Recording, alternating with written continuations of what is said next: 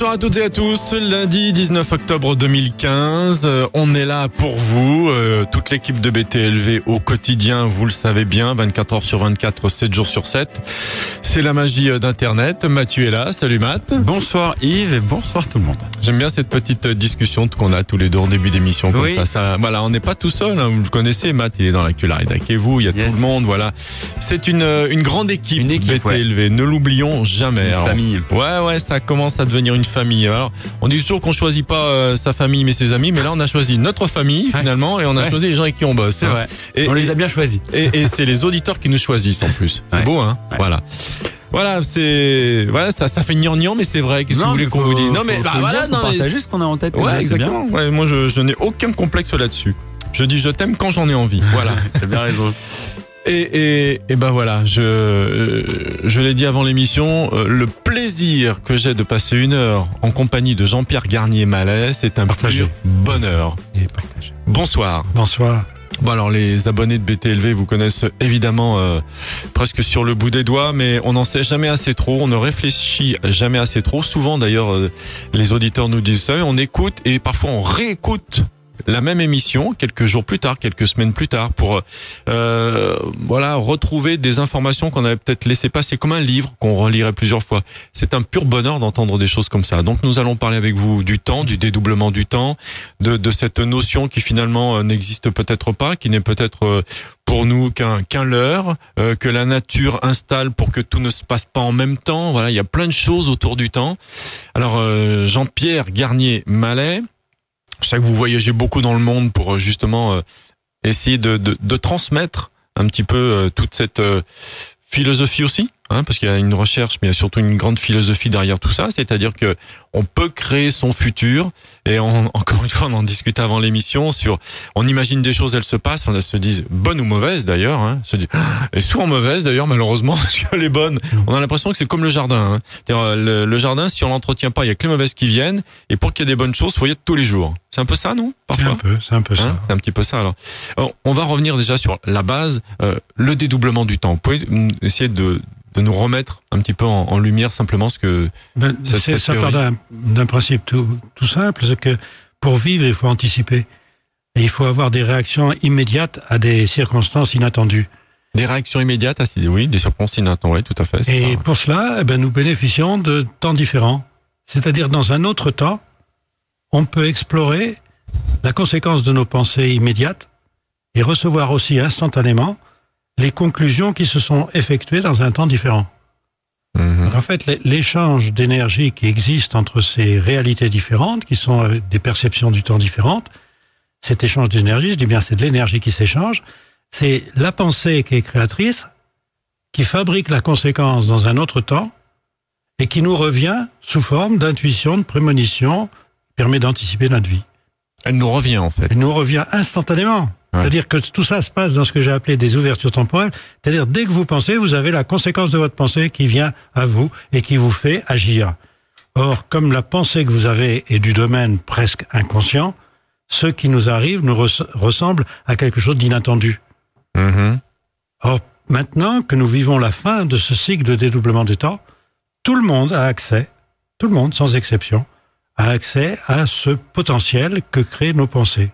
Ce qui fait que dès que vous pensez quelque chose de dramatique, la conséquence est déjà faite, qui sème le vent récolte la tempête, et vous avez quelqu'un qui, vous avez pensé à tuer votre belle-mère, et il y a un djihadiste qui tue quelqu'un. Ouais. Et c'est vous le responsable, parce que vous avez créé le potentiel. Alors vous allez traiter le djihadiste de salaud, le salaud c'est vous. Et ça, personne ne comprend ce mécanisme-là. On lance comme ça une boule d'énergie négative, elle est prise par quelqu'un? Voilà. D'accord. C'est instantané à l'heure actuelle. Alors on avait la protection du temps autrefois parce que toutes ces ouvertures d'informations dépendent du mouvement planétaire et depuis donc à peu près ça fait 20 ans maintenant, 25 ans, 1989, c'est explosion solaire d'envergure qui faisait suite à 3 autres explosions solaires qui ouvraient tout justement la période de tous les potentiels de l'humanité qui ont été faits pendant 25 000 ans. Les 25 000 ans, c'est le cycle de dédoublement du temps. 25 920 ans. 25 920 ans. Voilà. Donc, tout ce que les hommes ont pensé pendant ce temps-là est engrangé comme potentiel. heureusement, nous n'avions pas accès à tous ces potentiels parce qu'il y en a des terriblement dangereux. Or, depuis 89, non seulement vous avez accès à ces potentiels, mais vous avez accès aussi aux potentiels immédiats que vous créez vous-même. Alors, vous vous rendez compte un peu de ce qui peut se passer dans le monde, et on le voit. La planète, en ce moment, n'a jamais subi autant de désordre, ni de violence. Alors, il y a une chose essentielle qu'il faut savoir, c'est au niveau énergie. Puisque la pensée, de ce fait, est énergie, par échange d'informations entre temps différents. Alors, on n'a pas voulu y croire à ça pendant le siècle dernier. La pensée est énergie, mais si la pensée est énergie, c'est aussi une masse, E égale MC2. Oui. Alors, si je pense, je perds de la masse. D'accord. Alors, manifestement, ça ne marche pas comme ça. Oui, c'est vrai que si on pensait beaucoup et qu'on maigrissait en même temps, ça arrangerait pas mal de femmes, ça. Hein. Voilà. Attends, chérie, je pense, j'ai 1 kilo à perdre.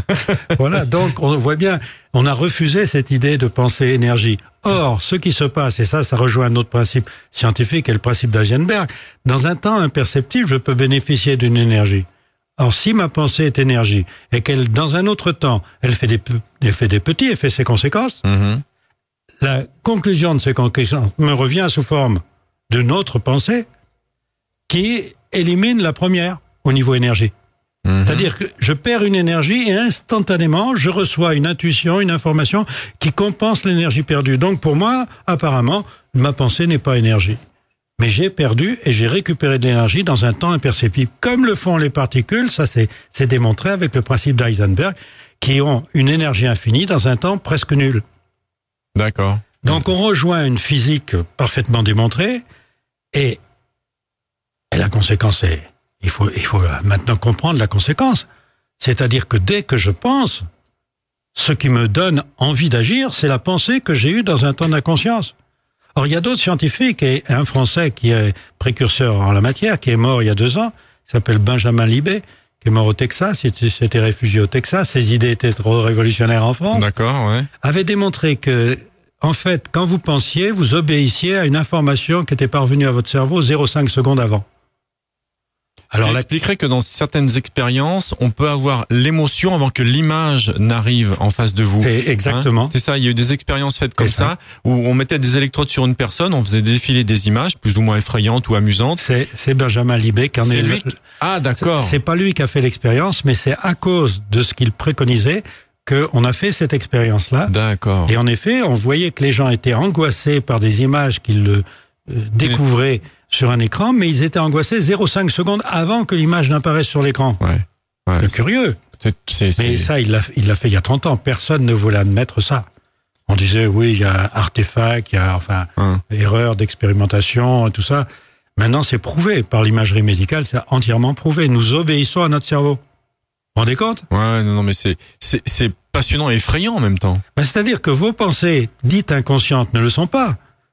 Elles sont à la limite de la conscience, que déjà elles reçoivent une réponse qui se développée dans un temps qui pour nous n'existe pas.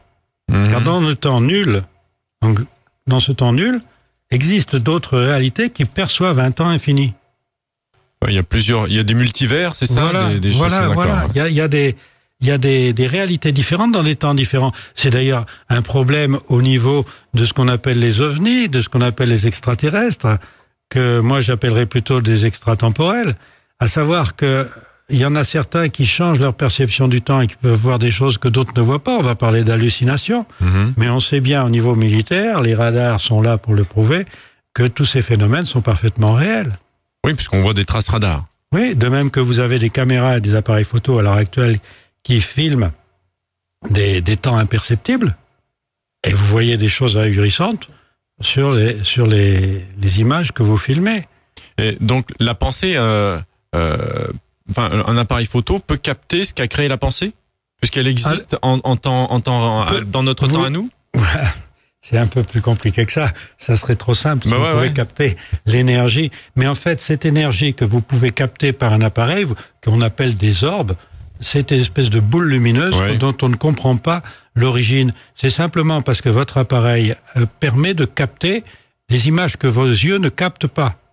Nous captons 24 images par seconde, point final. La 25e est totalement invisible. Elle peut devenir subliminale, d'ailleurs. Subliminale, voilà, mais influençable. On sait très bien que les images subliminales c'est interdit en publicité. Oui, tout à fait. Ouais, c'est vrai. C'est d'ailleurs pour ça qu'on se demande pourquoi aux États-Unis il y a 30 images par seconde.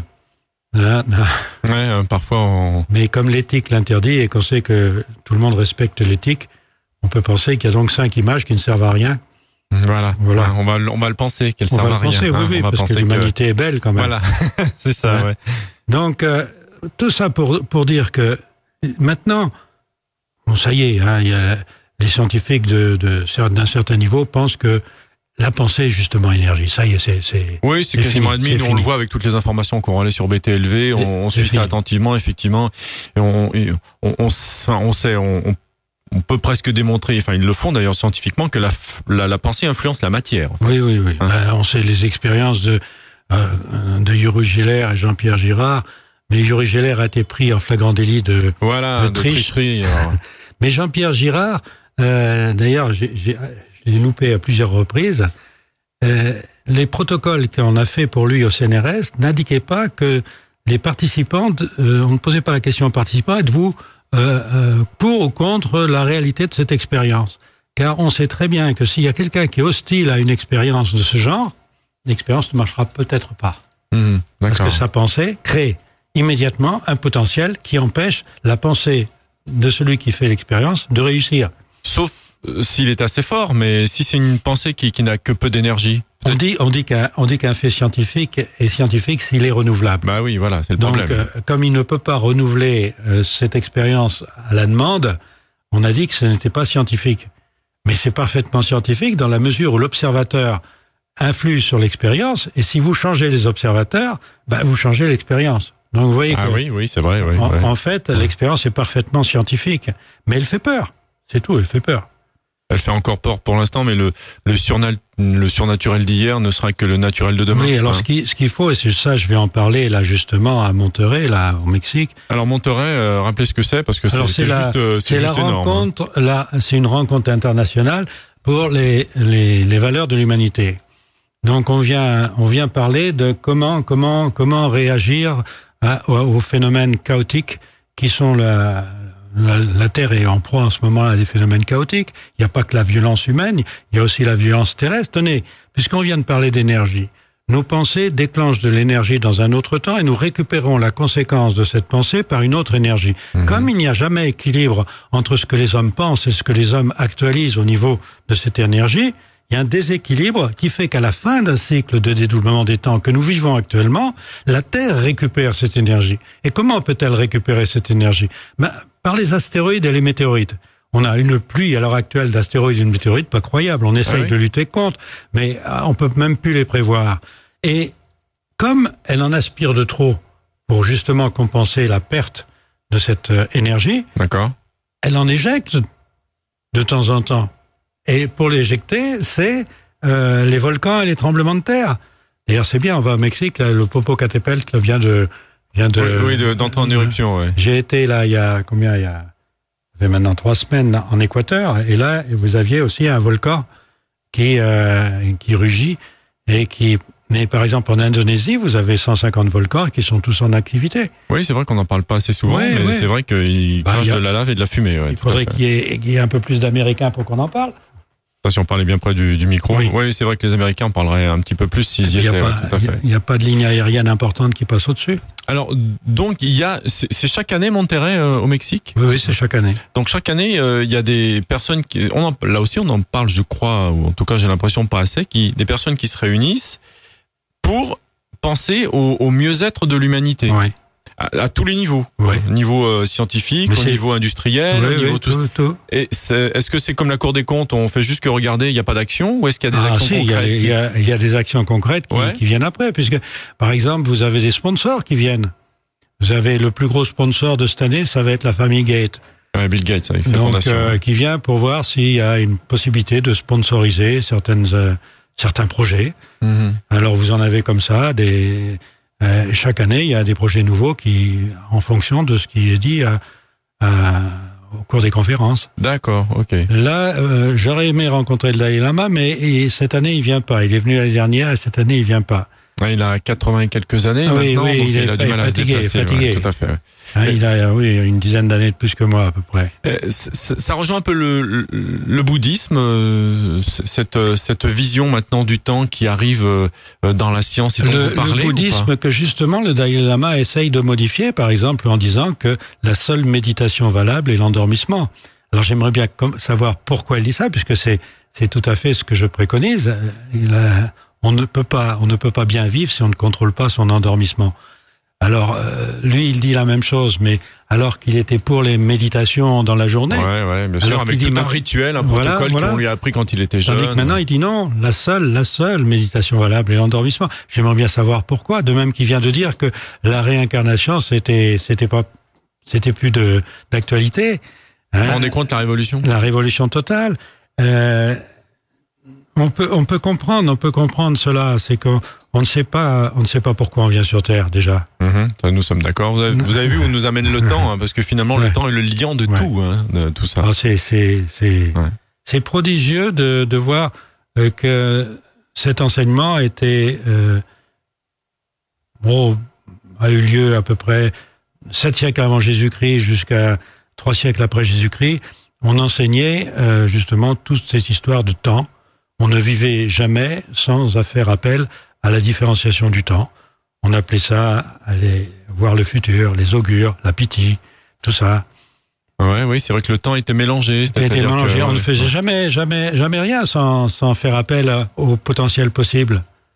Oui, c'est vrai, oui, puisque oui, les oracles, tout ça, tout à fait, d'accord. Jusqu'au 3e siècle après Jésus-Christ. À peu près. C'est-à-dire que la persécution des platoniciens par Rome a été faite en 480, je crois. Ils ont commencé par tuer ceux qui enseignaient toutes ces histoires.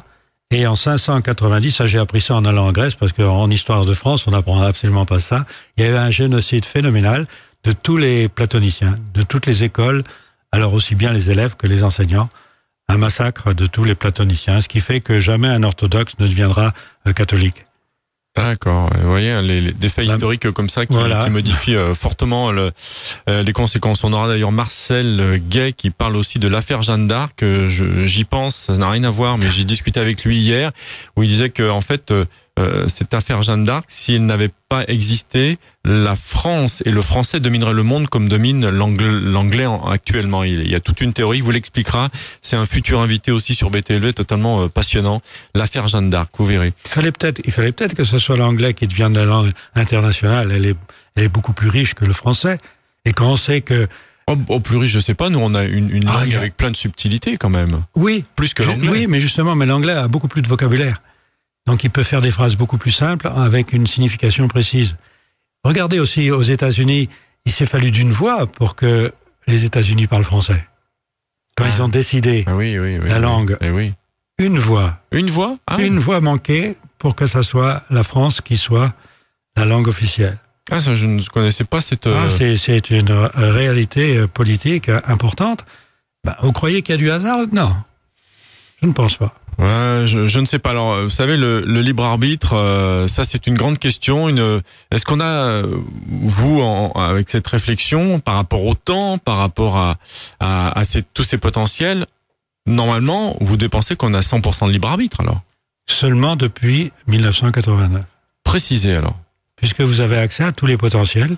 Mais 89, ça correspondrait à ce que les spiritualistes ça n'a rien à voir comme avec l'ère du Verseau, des choses comme ça. Ça a à voir avec en effet les périodes, les 12 périodes qui font le cycle de dédoublement du temps que vous retrouvez dans la Bible sous la forme de 6 jours et 6 nuits. D'accord. Bon, ça faudrait une explication scientifique derrière.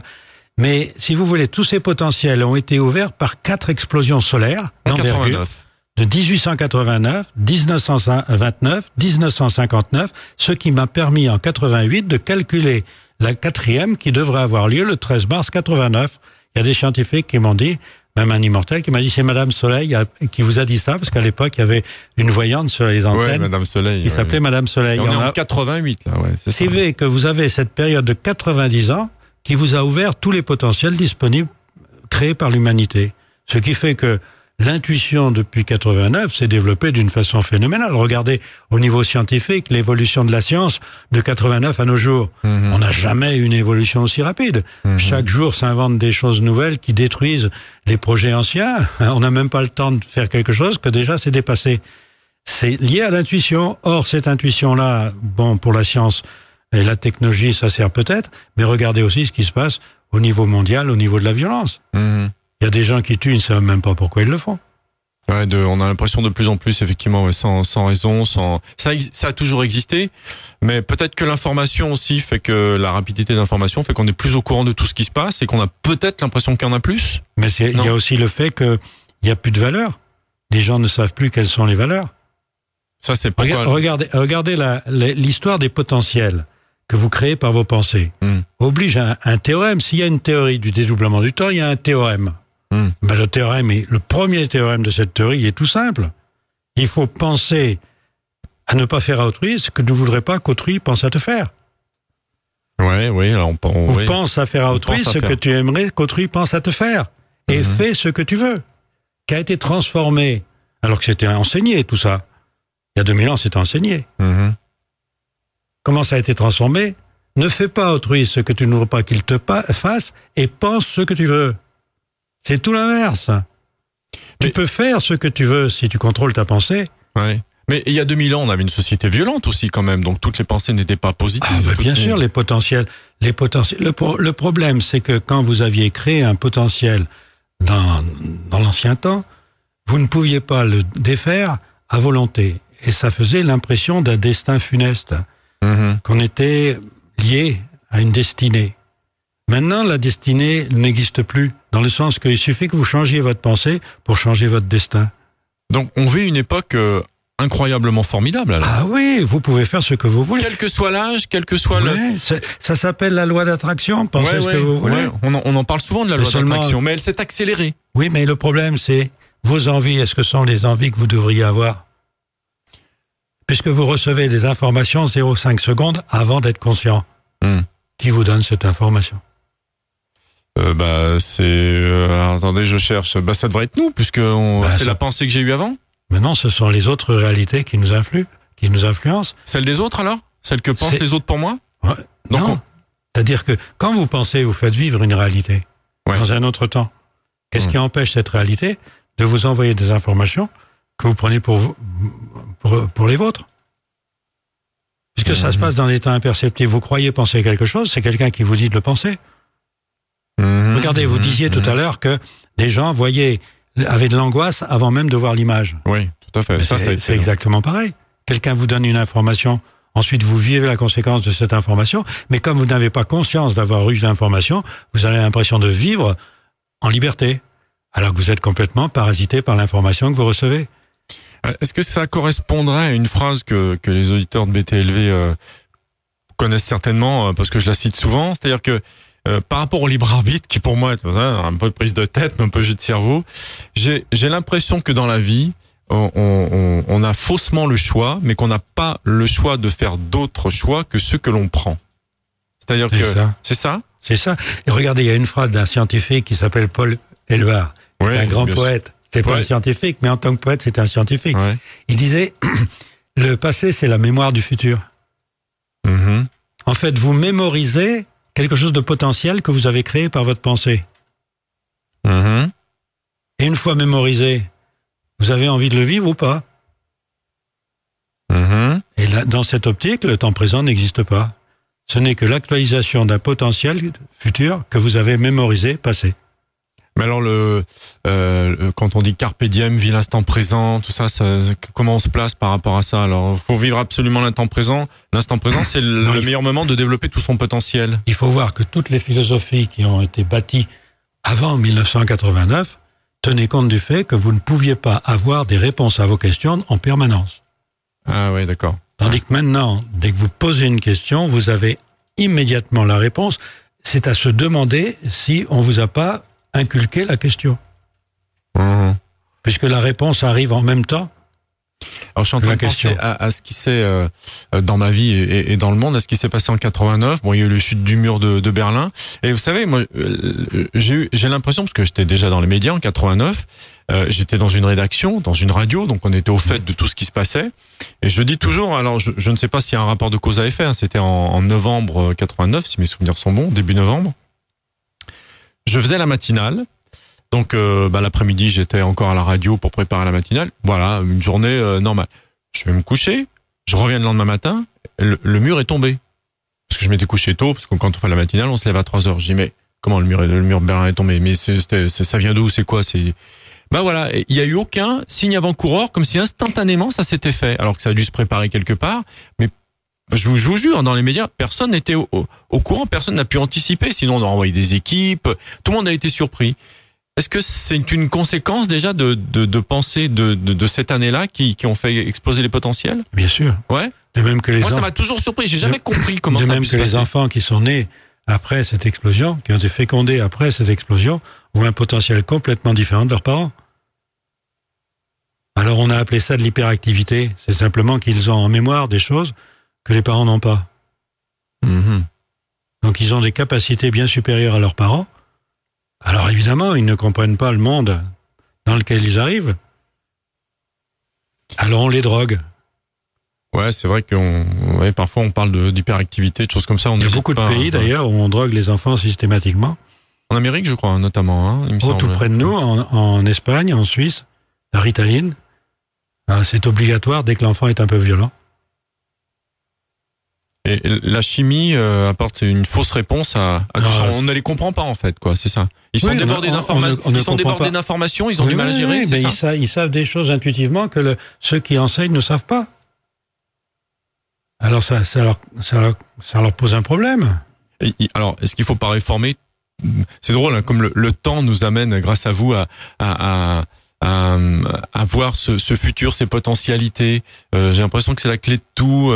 Je suis allé à Londres, et à Londres, c'est là où ils ont créé, justement, pour que les marins puissent se repérer, hein, c'est-à-dire ils ont créé le temps, l'horloge, ils ont commencé à diviser le temps, et c'est eux qui ont créé par rapport au méridien de Greenwich, donner des repères. Et je suis allé à une soirée récemment aussi par rapport au temps, hein, par rapport à tout ça, parce que les idées viennent au fur et à mesure, c'est l'intuition, je me laisse mener grâce à vous. Je suis allé à une soirée dans Paris, vous savez, des trucs un peu poète là, et il y avait un grand magasin de montres qui exposait des montres absolument fabuleuses. Il y en avait une à plus de 250 000 €. Oui, alors, qui marquait le temps au milliardième de seconde, qui se recalait par. Je regardais ça, je lui dis, à quoi ça sert? Pourquoi l'homme a été obligé à amener, alors on sait que c'est du business, etc., mais qu'est-ce que je m'en fous d'avoir une Swatch à 10 € ou ça, par rapport à mon quotidien, qu'est-ce que ça va m'apporter de plus? Et j'imaginais toute cette obsession par rapport à ce temps, mais calmons-nous les gars là. Il y a une obsession de l'homme par rapport au temps. Mais peut-être que cette montre très chère qui voit le millième de seconde permettrait à celui qui la possède de constater en effet, comme Langevin, qu'il y a une différenciation de temps dès qu'il accélère par rapport à quelqu'un d'immobile. Ah oui, peut-être, effectivement, si on a. Ouais, mais on peut pas le percevoir, le milliardième de seconde, c'est trop petit pour nous. Si vous parlez d'une montre qui donne le milliardième de seconde, et les horloges atomiques le font. Ouais. Mais si vous avez ça en montre portable, vous pourrez vérifier qu'en prenant un ascenseur dans un gratte-ciel, vous changez de temps. Il suffit de laisser une montre en bas et de regarder l'heure en haut quand vous arrivez pour s'apercevoir que les deux montres ne sont plus à la même heure. Ah oui, ouais, ça serait pas mal. Il faudrait 500 000 €. Il faudrait en acheter deux. Une en bas, une en haut. J'ai pas les moyens de voir ça. De toute façon, c'est inutile de faire ça parce que c'est parfaitement démontré par des expériences scientifiques. Ouais. Donc ça serait une dépense complètement inutile.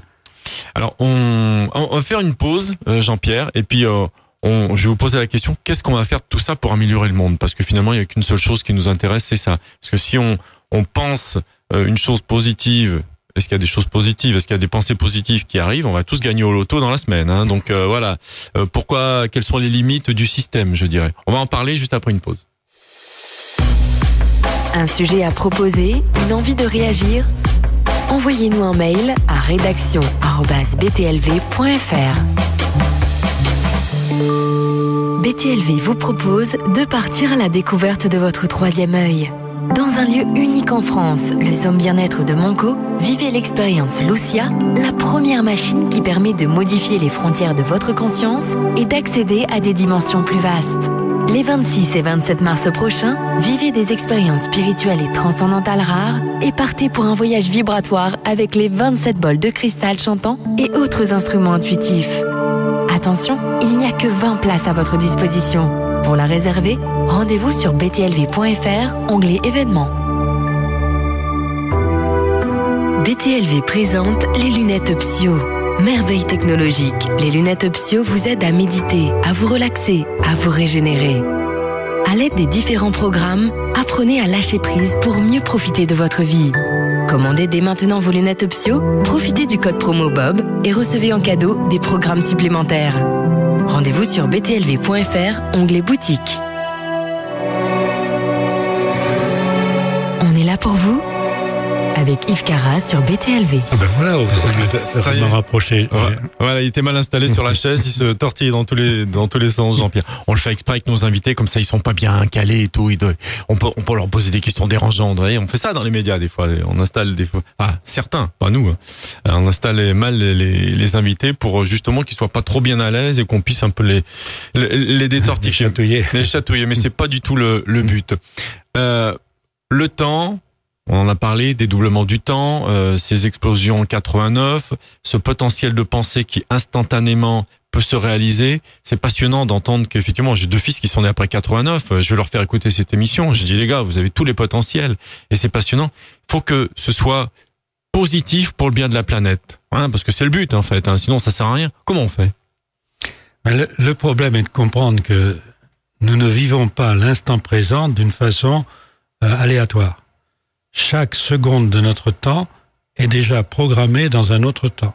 D'accord. Nous ne sommes que l'actualisateur d'un potentiel. Pour attirer un potentiel, il faut que notre pensée corresponde à ce potentiel. Si vous voulez attirer un potentiel désagréable, il suffit d'avoir une pensée désagréable et le potentiel va être actualisé. On s'aperçoit que dans le monde à l'heure actuelle, les potentiels désagréables sont actualisables et actualisés. Et rapidement. Donc il y a 2 choses à faire. Premièrement, créer des potentiels agréables. Des pensées positives, des images positives. J'aime pas le mot positif, parce que vos pensées ne sont que le résultat d'informations que vous recevez d'un autre temps où il n'y a rien de positif. Disons où le positif et le négatif n'existent pas. C'est-à-dire que... Où il n'y a pas de jugement. C'est pas ça. C'est-à-dire que vous prenez les pensées de l'humanité pendant 25 000 ans. 25 920 ans exactement. La durée du cycle. Quelles étaient les pensées des hommes durant ce temps-là?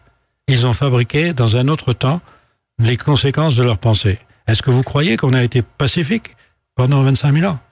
On est dans une succession de violences. De guerre, de violence. Donc le potentiel qui est maintenant à la disposition de l'humanité est un potentiel de violence.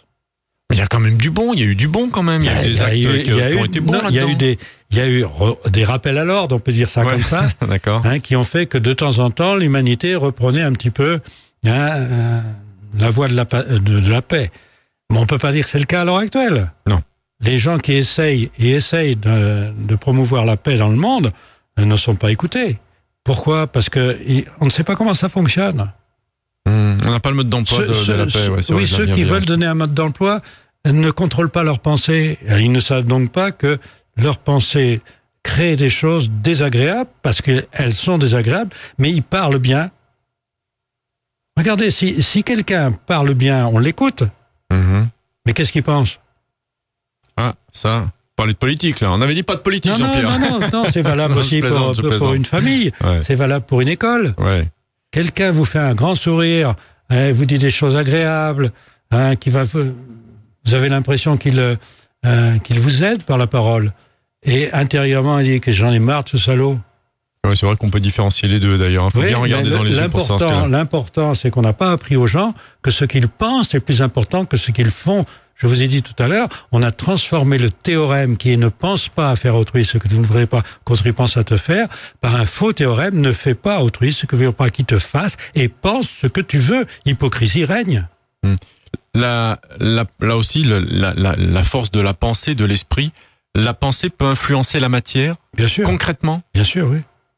On peut transformer des objets, on peut les influencer visiblement ou pas. En tout cas, la matière qui est à l'intérieur, l'atome, l'influencer, le modifier. On peut arrêter un orage.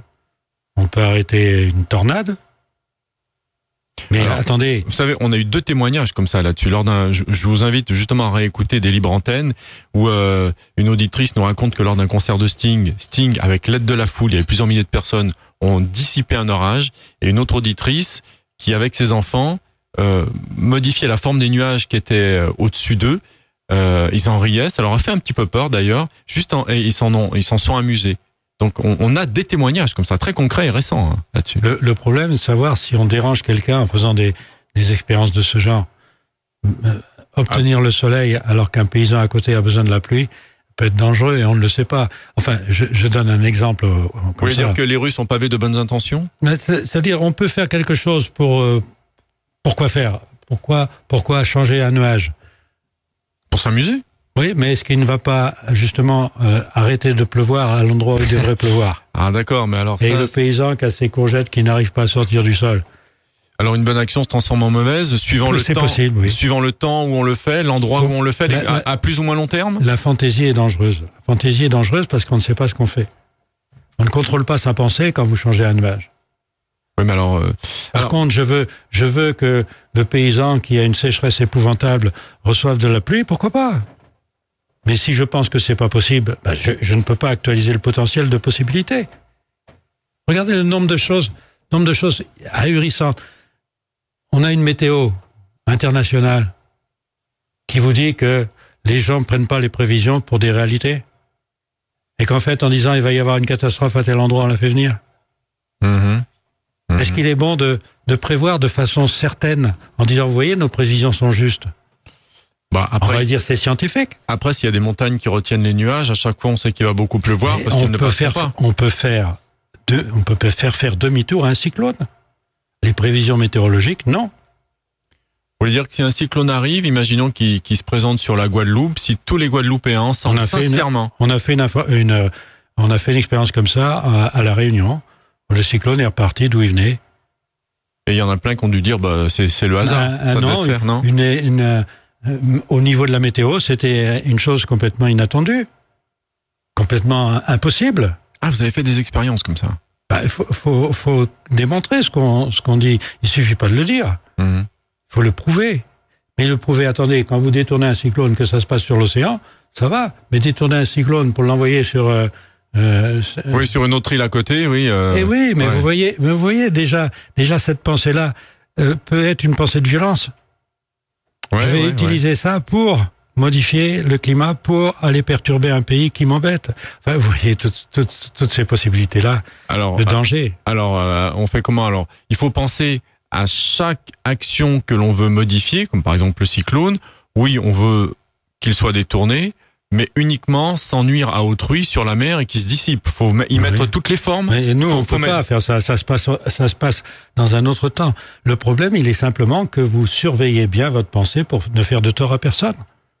Donc, on est dans la bienveillance. Il faut être dans la bienveillance. Exact. Ouais, mais vous dites que même si on est dans la bienveillance, parfois, il y a une petite faille et puis ça peut être nuisible on est toujours dans la malveillance. Il faut contrôler sa bienveillance. On n'est jamais dans la bienveillance. Oh non, je suis pas d'accord. On peut être dans la bienveillance quand même. Il y en a qui pensent vraiment à leur bonheur autant qu'à ceux des autres. C'est qu'on n'a pas la même définition de la bienveillance. J'appelle bienveillance c'est si vous pensez réellement à quelqu'un et que vous êtes sûr que votre pensée ne lui fait aucun tort. Mais dire je suis dans la bienveillance sans penser à personne, ça ne signifie rien. Faut être très précis. Faut être très précis. Vous prenez, j'allais dire une cible. Regardez la télé. Dès que vous voyez quelqu'un à la télé, est-ce que vous croyez que vous contrôlez votre bienveillance à l'égard de la personne que vous voyez? Généralement, c'est la critique. Généralement, c'est immédiatement de la malveillance. Oui, souvent, c'est... ça peut être aussi je l'aime bien, je la trouve sympathique ou autre. Ça peut être ça aussi. Oui, bien sûr. Mais disons que ce contrôle-là, il est ponctuel. Vous ne pouvez pas dire je suis bienveillant. Ça ne signifie rien. D'accord, il faut une cible. Il faut une cible. Ok. Donc, on peut dire que vous n'êtes bienveillant à l'égard de quelqu'un que si vous songez à ce quelqu'un. Or, comme vous ne songez pas forcément à une personne précise, on ne peut pas dire que vous contrôlez votre bienveillance. On peut être bienveillant vis-à-vis d'un événement qui peut se passer, par exemple. Non. C'est-à-dire, je sais pas, je dis n'importe quoi. pour BTLV, voilà, si tous les matins on arrive et qu'un quart d'heure on se dit voilà, on est bienveillant pour BTLV pour que les auditeurs soient contents et que on puisse diffuser l'information un maximum, est-ce que ça peut marcher ça, cette bienveillance là dans cet endroit-là? Non, là vous parlez vous n'avez pas de cible. Pas de cible humaine, mais on a une cible, une entité d'entreprise. Les potentiels sont toujours reliés à quelqu'un qui pense à cela, qui y a pensé, et votre pensée attire les conséquences de cette pensée. Donc c'est uniquement de penser à penser. Oui. D'accord, il faut un relais de pensée. Il faut de créateur à créateur. Ça peut marcher avec les animaux? Les animaux sont totalement différents. Ils puisent dans un potentiel qu'ils ne modifient pas. Donc ils ont un instinct bien plus grand. Ça, je le démontre. Ils ont un instinct bien plus grand que nous. Ça, on le sait, ça c'est sûr. Pourquoi nous on perturbe notre instinct par notre intelligence? Parce que nous sommes créateurs. Nous changeons immédiatement le futur par notre pensée. L'animal ne le fait pas. Donc il prend le futur qui est à sa disposition. C'est pour ça qu'au niveau instinct, il est imbattable. Ah oui, comme il y a qu'une seule voie, donc il n'y a pas le choix de faire autre chose. Mais lui, il le sait. Tandis que l'humain, lui, qu'est-ce qu'il fait? Il réfléchit. Regardez, vous, sur un sentier où il y a une vipère qui est cachée dans l'herbe, vous faites passer n'importe quel homme, il va se faire piquer. Mais aucun animal ne va passer là. Ouais, tout à fait. La vipère se voit pas. C'est ce qu'on dit en Corse, et peut-être ailleurs. Quand on veut tracer un chemin dans la montagne, on fait venir un ingénieur, et quand il sait pas, on prend un âne et il montre le chemin. Parce que lui, il se trompe jamais. J'aime bien. Hein? C'est exactement ça. Comparer l'ingénieur à un âne, c'est peut-être un peu fort, mais... Je suis désolé pour les ingénieurs, c'est juste un proverbe corse. Mais pourquoi pas? Au niveau de l'instinct, c'est sûr et certain. L'animal nous bat au niveau instinct. Je le prouve scientifiquement en formation. Ah oui, scientifiquement. Oui, il n'y a aucun doute. Au niveau du temps de réaction, quoi. Ah oui. Il y a des choses que l'homme ne peut pas faire que l'animal fait. Est-ce que pour être instinctif, il faut, par rapport à nos critères humains actuels, ne pas être ce qu'on appelle intelligent? Bien sûr, il ne faut pas être intelligent, mais il faut uniquement aller à l'intuition. Eh bien, attendez, il y a des règles, justement, pour aller à l'intuition. Comment? Des règles, c'est ce contrôle de la bienveillance de la pensée, qui fait que si quelqu'un n'est pas dans ce même contrôle, il n'y a pas d'échange d'informations possible. La méditation aide à ça? Non. Pas du tout? Non, elle est contraire maintenant. Ah ouais? Oui. C'est pour ça que j'aime bien ce qu'a dit le Dalai Lama.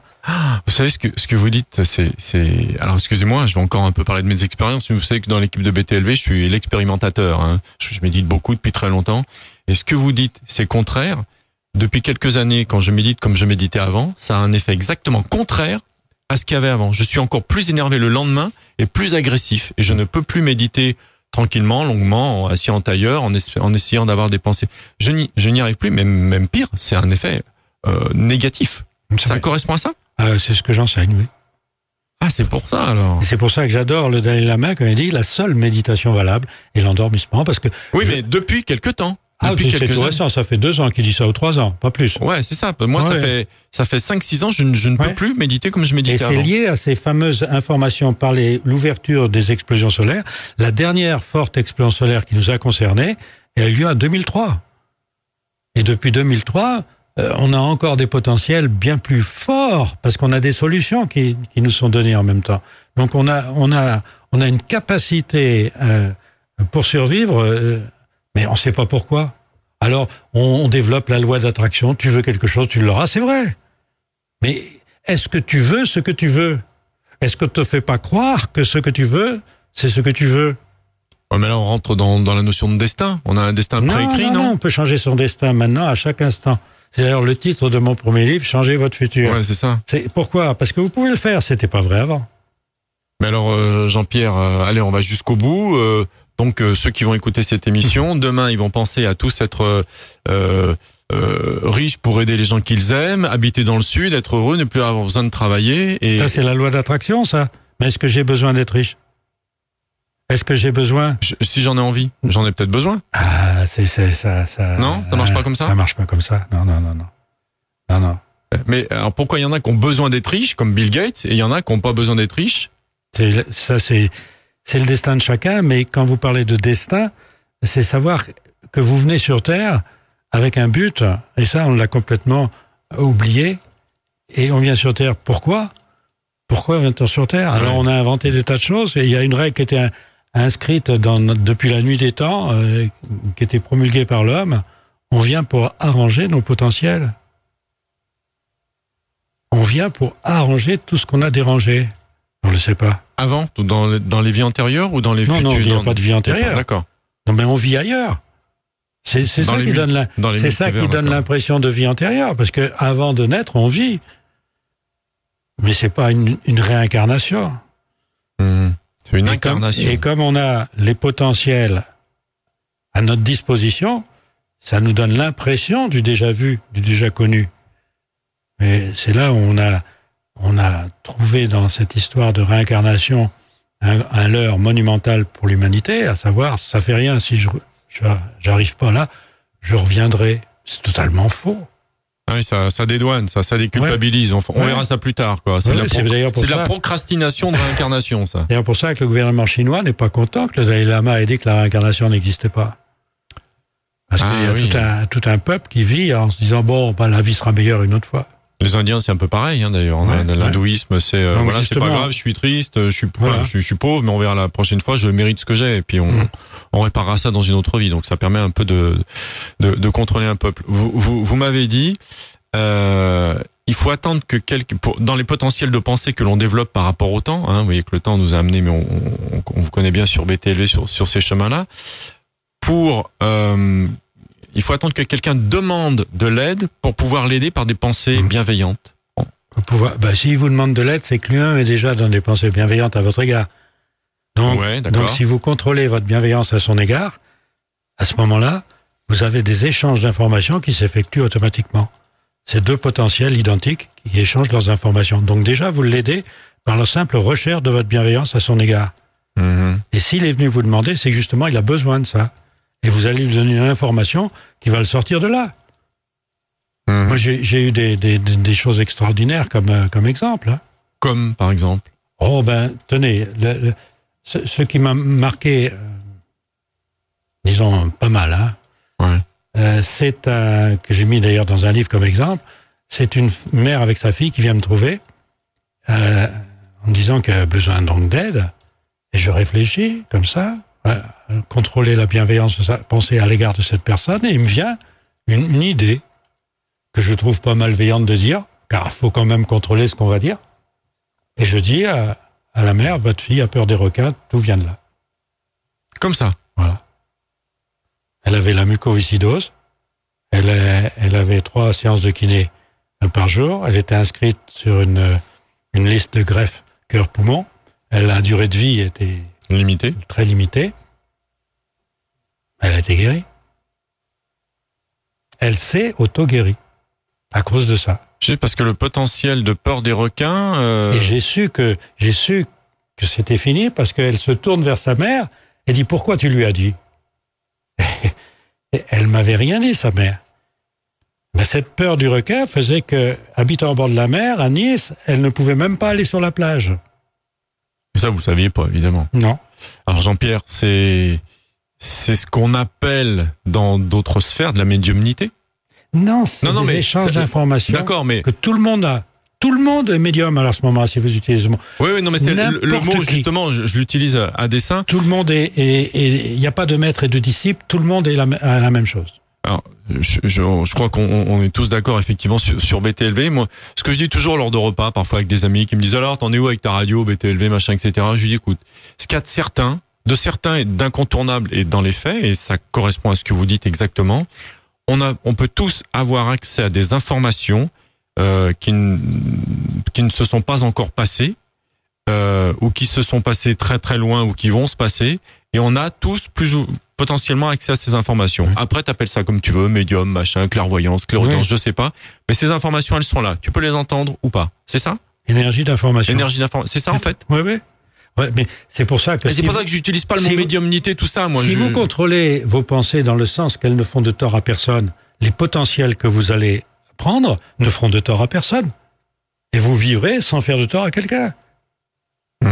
Maintenant, si au contraire, vous avez des pensées malveillantes, et Dieu sait qu'on en a. Pourquoi on en a? Parce que c'est dans notre nature. C'est pas bien, pourquoi la nature a pas fait autre chose?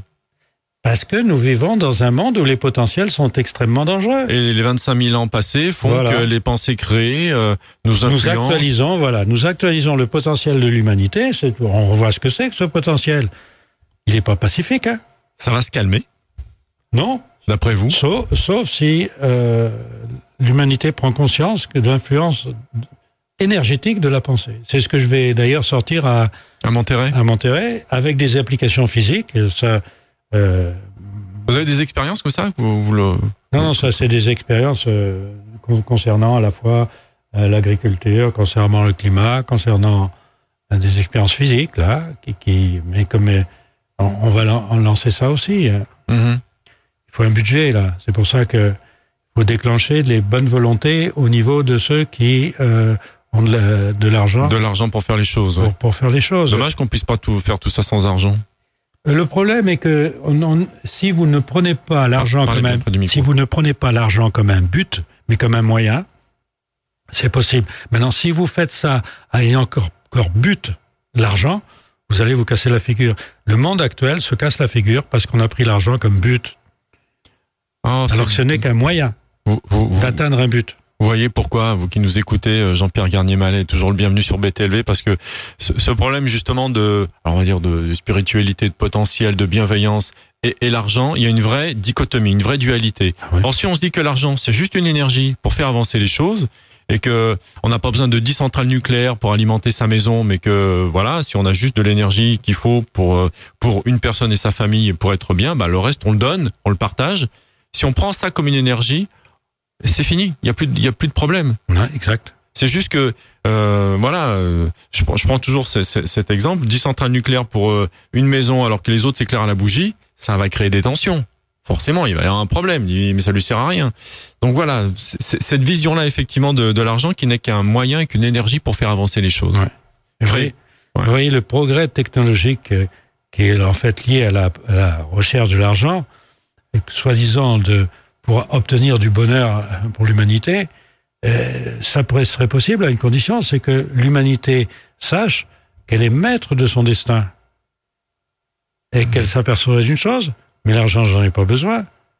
Si j'ai besoin de quelque chose dans ma vie, l'argent, je l'aurai. Il suffit simplement que ma pensée soit créatrice pour le bonheur de l'humanité. Or, on s'est trompé totalement en prenant justement ce que vous disiez tout à l'heure, la bienveillance collective. Ça n'existe pas. Elle n'est que ponctuelle. Chaque pensée est une énergie ponctuelle qui attire une énergie ponctuelle. Le contrôle doit être ponctuel. Dire, moi je suis bien, moi j'aime tout le monde. J'aime bien la phrase de Sacha Guitry, moi je suis tranquille, j'aime la moitié de l'humanité, j'aime toutes les femmes. Ça, j'adore. Sacha Guitry, magnifique. C'est une idée fausse. Aimer quelqu'un, c'est pas contrôler sa pensée à son égard. Alors ça va à l'encontre d'une phrase qui disait il n'y a pas d'amour, il n'y a que des actes d'amour. Non, il n'y a que des pensées d'amour. Alors. Les pensées. Pensez la pensée qu'il faut. La pensée est énergie, ça y est, maintenant scientifiquement, c'est admis. Vous parliez tout à l'heure de tordre des petites cuillères ou des machins comme ça avec la pensée, mais on va plus loin que ça avec la pensée. Et puis ça fait longtemps quand même qu'on utilise la pensée. Ça c'est un phénomène dans l'espionnage. Ouais. Alors faut quand même savoir que les militaires sont parfaitement au courant de l'énergie de la pensée. Alors les civils un peu moins. Et on n'a pas le droit de parler quand on est militaire, donc. C'est un peu le problème, mais il y a des recherches qui sont faites là-dessus sur l'influence de la pensée même à distance pour avoir des informations, tout ça. On utilise quand même les micros et les caméras, mais l'influence de la pensée. Bien sûr. On essaie même essayer de voir avec les astronautes sur la Lune des expériences faites au niveau de la pensée. Il y a eu des choses de faites aussi. Oui, bien sûr. Oui. Ça déjà, commence à en parler d'ailleurs. Le fait déjà de penser à faire ces expériences, ça veut dire déjà qu'il y a une possibilité évidente. Sinon, on n'y penserait même pas. Oui, mais il y a aussi le fait, et ça c'est aussi un objet de silence, c'est pour ça que votre radio est bien pour en parler, c'est que pour un civil, les extraterrestres, ça n'existe pas. Regardez comment on est protégé en France. En France, il n'y a pas d'extraterrestres, il n'y a pas de... Il n'y a rien, c'est bien. Même le nuage de Tchernobyl, il s'arrête à nos frontières, c'est génial. Donc, et puis mieux, vous voyez, il y a une chose, il y a 3-4 années de ça, oui, scientifiquement, on a fait une expérience sur le le cerveau, en touchant une partie du cerveau, le gyrus, on a vu que la personne se décorporait et se retrouvait au-dessus d'elle. Oui. Et on a titré scientifiquement dans la recherche une illusion de décorporation. Or, la mort est une décorporation. Donc, faut mourir en France, c'est une illusion. Ouais. C'est pas mal, ça. Pas mal, ça. À propos des ovnis, il y a le père Bush qui a déclaré il y a quelques jours que les Américains n'étaient pas prêts à entendre la vérité sur ce sujet-là. Il y a le directeur de la NASA qui a dit que les contacts avec les extraterrestres étaient parfaitement vrais, mais ça n'a pas été très publié, mais c'est, à mon avis, dans l'optique certaine que dans une quinzaine d'années, quand on dira « mais pourquoi on ne nous a pas prévenus ?» on dira « mais regardez ». On le disait déjà. On le disait, personne l'écoutait, et peut-être que Bush est dans la même optique. Voilà, Jean-Pierre, on arrive déjà à la fin de cette heure, faudra vite revenir, hein. Et puis, ce qui serait bien, c'est après Monterrey, vous venez, et puis vous nous dites un petit peu ce qui s'est passé là-bas, hein. Ah, mais les gens peuvent écouter Monterrey, il y a des liens, je sais pas comment ça marche, mais il y a des liens. On peut écouter, mais vous serez là-bas, vous aurez ressenti un petit peu l'énergie, les pensées qui vont être faites là-bas, et ce serait bien de nous faire un petit compte rendu sur BTLE. Oui, avec plaisir. Ce sera quand, Monterrey, fin octobre 2015? Là, attendez, je pars mercredi, ça doit être vendredi que je fais, voilà. Ça doit être vendredi, samedi, dimanche. Voilà, octobre 2015, donc si vous écoutez cette future émission ou cette émission-là dans quelques mois ou quelques années, vous pourrez vous resituer un petit peu, et puis peut-être qu'il y aura eu d'autres Monterrey en 2016-2017, et que vous écouterez cette émission qui a eu lieu en 2015 en vous disant « Ah ouais, il avait raison, parce qu'il a... c'est ça, le BTLV, l'intérêt, c'est que c'est intemporel. » Et ça rejoint l'esprit du temps, justement. Donc ça nous va très très bien. Je retiens vraiment qu'on est dans une ère, aujourd'hui, je m'adresse à tout le monde et aux enfants qui sont nés après 89, de ce que vous disiez, c'est que vous avez un fort potentiel de pensée, de création. Utilisez-le à bon escient en pensant à chaque personne en ayant une cible. Ça, c'est important, c'est ça? Un enfant est protégé pendant les 7 premières années de sa vie, à savoir que tout ce qu'il pense ne fait pas potentiel, c'est automatiquement arrangé. Et faites confiance à votre intuition. Voilà. Merci Jean-Pierre.